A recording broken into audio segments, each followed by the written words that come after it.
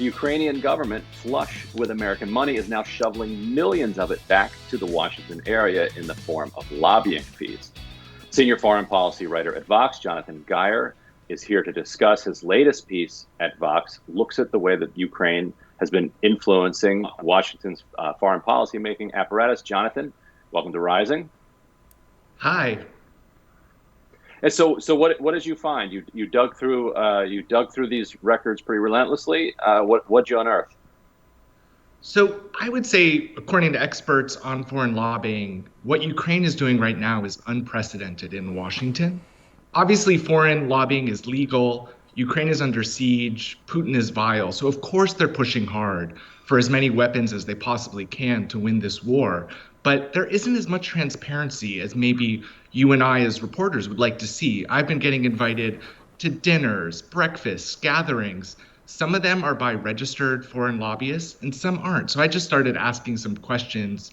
And what I've discovered is that there's only 14 Department of Justice officials overseeing all of foreign lobbying, about 2,000 foreign lobbyists here in Washington and the US who are registered. And for Ukraine, there's about 24, maybe now 25 after this story, as a PR firm says they're going to register as a result. But 24 registered lobbyists for Ukraine, up from 11 last year. And there's a bit of a lag to this registration. So in terms of how many contacts these lobbyists have made with journalists like ourselves, think tankers, other parts of their influence campaign. But just in the lead up to the war, there were 10,000 such contacts of foreign lobbyists trying to influence how the US thinks about the Ukraine war. And as I say, maybe that's okay. It's totally legal. The FARA, the Foreign Agent Registration Act, doesn't limit speech. But I think we all want a lot of transparency over the information, the articles, and all of the journalism we're consuming. And if people are foreign lobbyists, we ought to know that.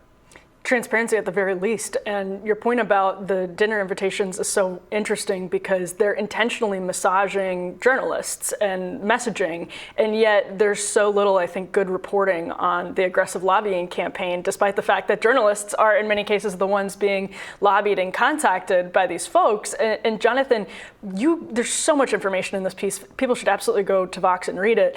But one of the most interesting things that stuck out to me is like Mercury, for example. Mercury Public Affairs, which is what Paul Manafort was a contractor through Mercury for the European Center for Modern Ukraine, which was basically a front for Yanukovych's government. And now Mercury has taken up work that they think is going to be better for them in this situation. And in the meantime, FARA enforcement is ratcheting up from the DOJ, allegedly, even though they are sort of short-staffed. So can you tell us how this Ukraine lobbying is happening in the broader context of the lobbying that's been happening for Russia and for Ukraine in Washington, D.C. over the last 10 years, 15 years? So, Emily, there's this pretty funny dynamic, I think, if you think this is funny, which is switching sides, essentially. Yeah. Those who are lobbying on behalf of Russia, these Russian firms, banks, companies get sanctioned in February as the war begins, as Putin's invasion begins. And where do these lobbyists go? They sever their ties with Russian institutions and they start lobbying for Ukrainian institutions, sometimes on a pro bono basis. And I find this fascinating because even if you're lobbying on a pro bono basis on behalf of a foreign country, you still have to register. That's part of this law that was originally started in 1938 to counter Nazi and Soviet influence.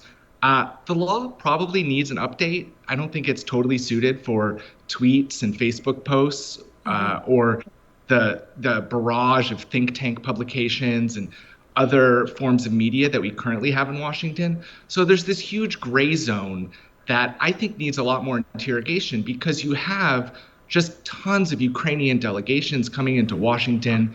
I've been totally impressed. I've never seen anything so disciplined. They're asking for very specific weapons. They're asking for drones. They're asking for F-16s. You have civil society. You have parliamentarians. And then I had the pleasure of dining with 2 fighter jet pilots from Ukraine. And let me just say, a lot of this is legal. A lot of this is above board. And it's probably the right thing to do from a Ukrainian standpoint to push back against Putin. but is it the right thing for an American interest? And whose interests are being represented when Ukrainians are lobbying Congress, are lobbying the State Department, Defense Department? Well, yeah, can you talk? Well, just a fine point on that is Mercury is a good example because they were working with the Podesta group at the time on Yanukovych's behalf, and he ended up fleeing to Russia. And you can have a conversation about whether that pro-NATO stance was how Putin sort of influenced what Yanukovych thought, but that is particularly an instructive case study. I mean, it is just such an interesting world of lobbying. And I got a lot of response from readers who don't have great insight into the nuts and bolts of how Washington works. So really, it's just looking at these files and attending these meetings and gatherings and trying to get a sense of, what's really happening. Whether you're lobbying for the good guys or the bad guys, you got to register. And can you talk a little bit more about the interplay between sanctions and foreign lobbying and American interest? Because I think that's the thing that gets overlooked a lot. As let's say that you want to have a political system that's going to allow unlimited amounts of foreign influence to kind of drive American policy one direction or another, that's one thing. But to then have a policy that says actually only these particular actors are able to influence American policy, and taking it out of Russia, Ukraine, you could say Saudi Arabia and the UAE are always, at loggerheads with Iran. Saudi Arabia and the UAE are legally allowed to just, rain money down on Washington. Iran, because of sanctions, cannot. And I would assume that you're then going to get a distorted policy outcome. Do you see that play out? Well, one expert told me that this is more lobbying contacts, what Ukraine is doing in DC, than anything he's ever seen, even Saudi Arabia, which is uber wealthy on this front. But if you just look at the numbers, we have this staggering amount of aid going to Ukraine, about 40 billion total. I'd say it's, by my count, about 10 billion is for security assistance. And, some senators have called for a lot of oversight on the US side and the Ukrainian side. But those are the kind of questions that you're not hearing from lobbyists. But you want more oversight and watchdogs over this just staggering amount of military aid, just to get a sense if it is in the U.S. interests, if it is bringing the U.S. closer to being a party to this war. Now, I think in terms of foreign agent registration, there's been a really interesting scandal at the Brookings Institution, probably the most venerable think tank in Washington, where the president recently stepped down, General John Allen, because he's accused reportedly of being an unregistered lobbyist for Qatar during the Trump administration, reaching out to Trump officials on behalf of a foreign government. And it's just kind of unbelievable that such an eminent institution would have this kind of accusation against its leader. But this is what I'm trying to point out, is it's somewhat normalized foreign interests in Washington.